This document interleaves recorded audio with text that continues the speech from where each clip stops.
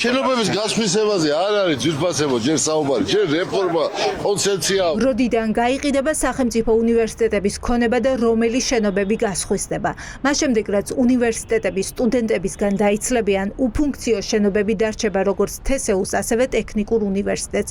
სავარაუდოდ სწორედ ამ შენობების და სხვა ტერიტორიების გასხვისება დადგება დღის წესრიგში.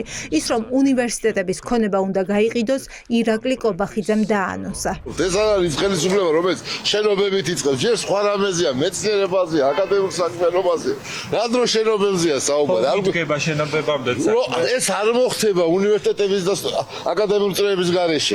შენობას დათმობთ, რომ მიდგეს საქმე საუბარი ამაზე. არ ვიცი, ვისაუბრეთ, რომელიც შეიძლება იყოს, თქვათ, ასე თქვათ, ამორტიზირებული და რომის მაგირად უკეთესი შეშდა შეიძლება აკადემიურ საბჭომ და საბჭომ იმჟელოს. სააკადის მოედანზე ძალიან საკმაოდ ძვირადღირებულ უბანში გაჩნდა ვარაუდები, რომ შეიძლება არ დაიჯერო. სახელმწიფო უნივერსიტეტების რექტორების შეხვედრა გორის უნივერსიტეტში პირველებმა გადაიღო. ჩვენი ინფორმაციით აქ განათლების იმ რეფორმაზე ილაპარაკეს, რაც კობახიძემ დაანონსა და მომავალი წლიდან უნდა დაიწყოს. სწორედ ამ გეგმის მიხედვით იგეგმება სახელმწიფო ქონებების გასხვისება, რაც აპირებს თბილისის პირველი უნივერსიტეტი. თესეუს ბალანსზე არაერთი ძვირადღირებული ქონებაა. სამუშია ამბობს, რომ შენობების გაყიდვის შესახებ ჯერ მსჯელობა არ დაწყებულა. კობახიძემ დაანონსა უნივერსიტეტის კუთვნილების გასხვისებასთან დაკავშირებით. თესეუს თუ აქვს ეს კორპუსები, რომელსაც გაასხვის. დასაგებია, რომ ისტორიულ შენობებს არ ეხება, თუმცა აქვს სხვა კორპუსები თესეუს. იყო საუბარი აბსოლუტურად სხვა საკითხებზე, მსგავს საკითხებზე. არა, დღე რას ფიქრობთ? რა ანუ შემოთავაზება ყოფილა თუ არა კონკრეტულ შენობებთან დაკავშირებით? შენობების გასხვისებამდე კი ჯერ უნივერსიტეტები გაიფილტრება. თებერვლის პირველ კვირას გახდება ცნობილი, რომელ სახელმწიფო უნივერსიტეტს, რომელი ფაკულტეტი დარჩება, ან რომელმა უნივერსიტეტმა უნდა ასწავლოს იურიდიული, ჟურნალისტიკა, ბიზნესი, ტექნიკური საგნები და უფრო მეტიც, რამდენი სტუდენტი უნდა მიიღონ ამ ფაკულტეტებზე. რამდენიმე თვეში მათ შეიძლება აღმოაჩინონ, რომ გარკვეული პროგრამები, ამ პროგრამა, რომელზეც მათ სურდათ სწავლის გაგრძელება უნივერსიტეტში, უკვე აღარ არის იმ კონკრეტულ უნივერსიტეტში ხელმისაწვდომი. წარმოუდგენელია ესეთი სიღრმისეული რეფორმა განახორციელო, დაგეგმო ისე, რომ არ გქონდეს აქტიური კომუნიკაცია უნივერსიტეტების წარმომადგენლებთან. ქაოსმა უნივერსიტეტებში მას მერე შეაღწია, რაც სახელმწიფო ბიუჯეტში დასავლური გრანტები აღარ შემოდის. ბიუჯეტის შესავსებად კი ირაკლი კობახიძემ შენობების გაყიდვა დაანონსა.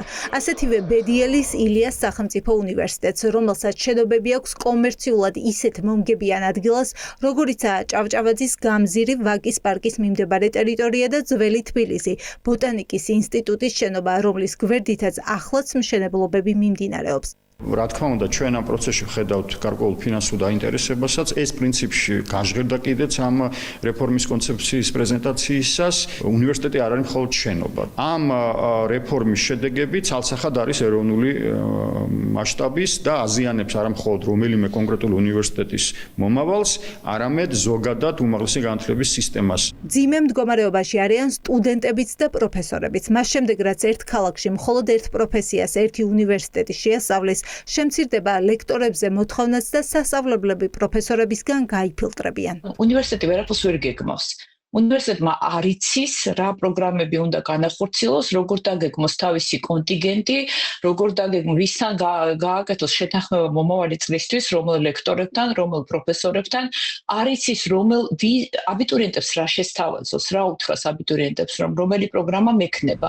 რამდენად სწორი და აბიტურიენტზე გათვლილია კონცეფცია ერთი ქალაქი, ერთი ფაკულტეტი და თბილისის მიღმა საუნივერსიტეტო კამპუსების გადანა. განათლების ექსპერტებს ბიძინა ივანიშვილის ქუთაისის ტექნიკური უნივერსიტეტის მაგალითი მოჰყავთ, სადაც 20,000-მდე სტუდენტის მიღება იყო დაანონსებული, თუმცა არ გაამართლა და ახლა ყველაზე პატარა სასწავლებელია. ეს ხდება იძულებით, იმიტომ რომ ქუთაისში ბიძინა ივანიშვილმა მაგალითად ააშენა უნივერსიტეტი და ვერ ხედავთ ახლა მაინც დიდ რაღაც ენთუზიაზმს, რომ იქ წავიდეს ხალხი და თუ თავის არ მოდის ხალხი, მაშინ იძულებით უნდა წაიყვანო ესეთ უნივერსიტეტებში. იგივე საკეთებენ უცხოელ სტუდენტებთან. მეგონია, რომ ეს ცხადნი უნდა იყოს ყველასთვის, მათ შორის არსებული სტუდენტებისთვისაც, რომ ისინი სერიოზულ პრობლემებს შეხვდებიან. ზარალდებიან აბიტურიენტებიც. თუ ახლა ემზადებიან უნივერსიტეტში ჩასაბარებლად, შეიძლება თებერვალში აღმოაჩინონ, რომ მათთვის სასურველ უნივერსიტეტს იმ პროფესიის სწავლების უფლება ჩამოერთვა, რაზეც ჩაბარება უნდოდა. თუ სახელმწიფო უნივერსიტეტები ერთმანეთს კონკურენციას არ გაუწევენ,